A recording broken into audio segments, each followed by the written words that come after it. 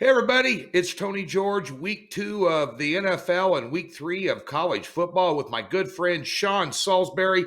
And we're going to be talking about the Irish taking on the Boilermakers, an in-state rivalry here. But Sean, of course, you could catch Sean each and every day over at iHeartRadio with the Sean Salisbury Show, the absolute best sports talk show in the country. It's that simple. And raw, unfiltered, and be sure and tune in. Always a good listen. And before we get to the Irish and Boilermakers game there, Sean, I'd be remiss in my duties. You being an alum of USC and an ex-quarterback there, your thoughts about the developments in the coaching situation. Obviously, last week, a 17-point favorite. They got waxed by Stanford, and to a lot of people's happiness, they got rid of Clay Helton. Your thoughts on what's going on there and perhaps any names that might have popped up? Tony, I think that, listen, nobody ever likes to see anybody get fired. Now, I say nobody, that's not true. I think a lot of people wanted to change there. He's a hell of a good guy. He's one hell of a good guy, and he's a good football coach. But it got to the point, whether it's the leadership or the speech got tired or what have you, just not responding. And it's been Groundhog Day there for a while. Same thing, wake up, same thing every day. And you can't keep going 8-3 or 9-2 or less. And if you lose to a rival and not playing in one of those either big bowl games or in a Final Four championship and keep that job. Just the same at Texas or Alabama or Clemson, although those two have been doing it, and Oklahoma's been in it, Ohio State. So that's the standard you're held to. And Tony, it's frustrating, but things have to also change for our arrogant, us former players, and that pride. Not that there's anything wrong with it, but it's got to shift. And the paradigms have to shift from the Board of Regents and how we approach it. A 17-year-old kid doesn't give a rat's ass about, he doesn't even know who Marcus Allen or Anthony Munoz are. Sad, history matters.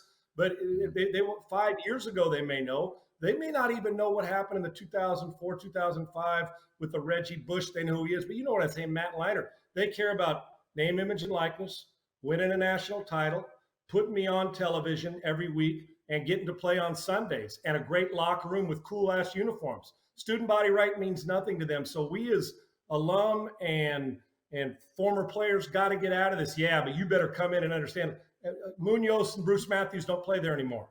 So we got to also get over the fact that it doesn't mean you have to spread it out and you can't be physical. That's the one thing we need back is physical, along with some finesse where you got that great quarterback and great perimeter people, and be nasty. But we got to get out of this mode. Yeah, don't you know the tradition at USC? That's the way we do things. Well, the way we do things has been getting our ass kicked often and too often. So the change had to be made. Leadership, you're going to have to find somebody who, all those things I mentioned, that comes in with a nasty attitude, but also has the energy of the player and knows how to shake hands and kiss babies, but also knows how to hire a great staff. And this has been a problem. It needs to change. And we as alum ball, it may hurt our pride that they don't remember the 78 national championship or our 85 Rose Bowl. We got to change. Other schools are doing it. And if you want to keep up or you get your ass left behind, and it's time. So the James Franklins and the Bill O'Briens and you're going to get Joe Brady's name in the NFL and Brian Dable, and you're going to get Chris Peterson, Urban Meyer, but he's not coming there. And you'll get some assistants, the Jack Del Rio names, the Jeff Fisher names. You're going to get a ton of those names, or guys like the Iowa State's Matt Campbell, his name's going to get mentioned. The guys who really got good jobs, and you're going to try to take away Mario Cristobal from Oregon. Is he going to leave there? So because more kids know about those uniforms at Oregon than they do our damn student body rights. So you're going to get name after name after name, and there's going to be 100 guys that want the job.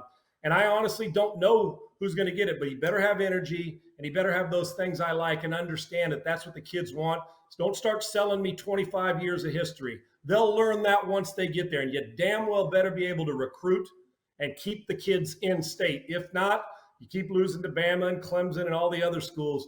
We got to do it, and they got to turn it around fast like Jimbo Fisher did at A&M. It'll happen, and they'll pay a lot, but they're going to get the right guy. If they don't, then that legacy on the athletic director, his name will be attached to the hip of the guy he hires. One of your old playing mates comes to mind to me, Jack Del Rio, NFL coach. Yeah, I would love it. He's the type of old school, physical, smack him in the mouth type guy that also will instill some tradition back into the program. I'm sure he's on a And short knows the new list. school stuff, Tony, right? Knows the Yeah. new type of player that you got to, and Jack doesn't, I've talked to Jack. I spent time with him in the past. We play golf and we stay in touch all the time. Jack also knows about what recruiting's about. Hell, he was the number one linebacker in the country when he came out, and he knows how things have changed. He's a hell of a defensive coordinator in Washington, but it'd be great to have him back in the program. Well, we're talking about one of your USC opponents here down the road, an annual tradition, taking on Toledo. They took on Toledo last week and shocked everybody by almost losing. The week before, Notre Dame, they beat Florida State in overtime, where they kind of let the game get away from them late. And, of course, Florida State the following week lost to Jacksonville State, so that gives you a barometer where they're at right now. And on the other side of the coin, you got an in-state rival, a school that would love to beat Big Brother Notre Dame. They're 2-0 on the year.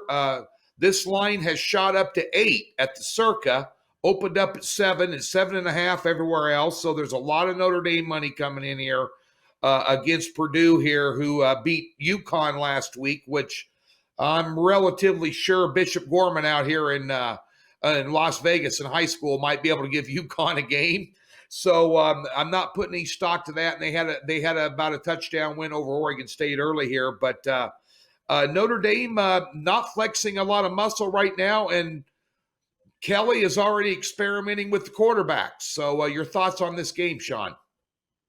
Well, Notre Dame, I had a good week betting last week on both Saturday and Sunday. Not a pat on the back, but I did. But my worst bet of the week, Tony, weekend was Notre Dame. I think at the point I got them was 16.5 or something. And I think it was 14 or 16. I can't, but I think it was 16.5. I thought they would, after what happened the week before and them being in the top 10 and or wherever they were in Notre Dame and the powerful program after what happened, that they'd come out ready to play. And they didn't. And Brian Kelly's football team, I'm going to know a lot about him after this week. If this happens a third week in a row, you'll know Notre Dame's highly overrated. And maybe they are anyway, but I'm going to give them another chance, man. I am going to give them another chance. I can't fathom, and even though it's a great, and it would be a huge win for Purdue. It's not a long trip for either, like you said, in-state rivalry. I don't care. I got to see Notre Dame not get pushed around. I got to see Notre Dame get back to their physical stuff. How much speed do they have?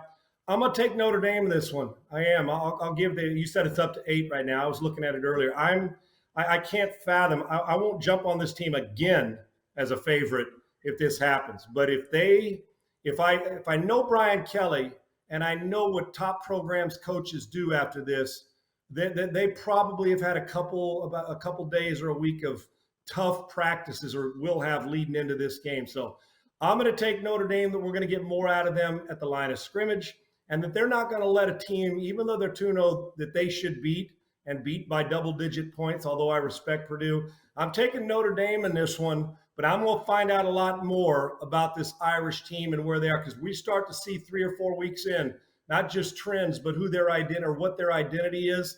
I cannot fathom they come out not ready to play. And if they don't take Purdue to somewhat of the woodshed in the way it is now, maybe that's a touchdown and a half or 2 touchdowns, then it's going to tell me where Notre Dame is 3 or 4 weeks into the season. I am going to take the Irish, although they crushed me in my bet last week. I'm going to give them a second chance here. Not that they care, but I do.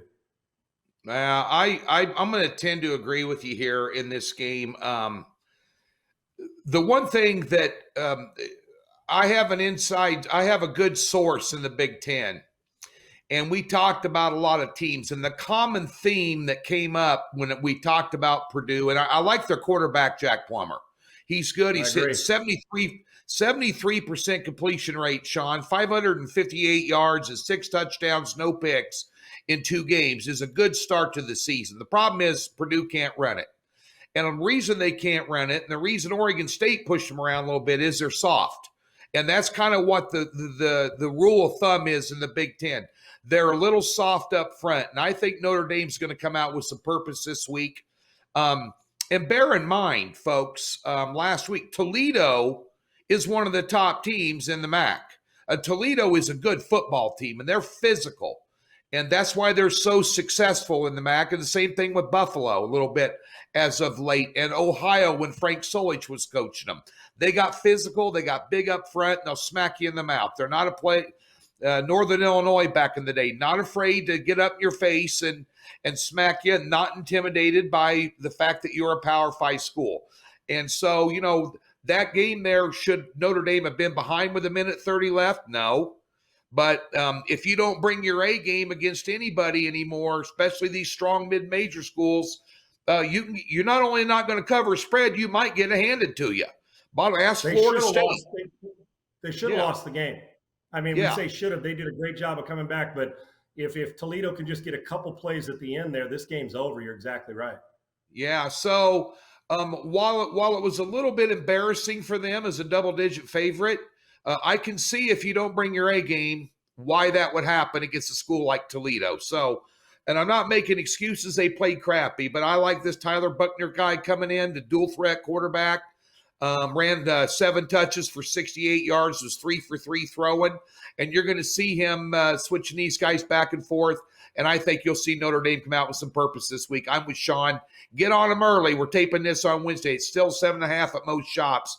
I think it's a 10 to 14 point win by Notre Dame and possibly even a convincing win. If not, like Sean just said, there's going to be a big red flag in South Bend if this doesn't happen. No doubt. Yeah. So, folks, be sure and check us out. DocSports.com. I had a great week last week in college football. Got a big play this Saturday as well. We give you a free $60. Link in the description below. Catch Sean at iHeartRadio, The Sean Salisbury Show, and follow the guy on Twitter at Sean Unfiltered. Thanks for tuning in.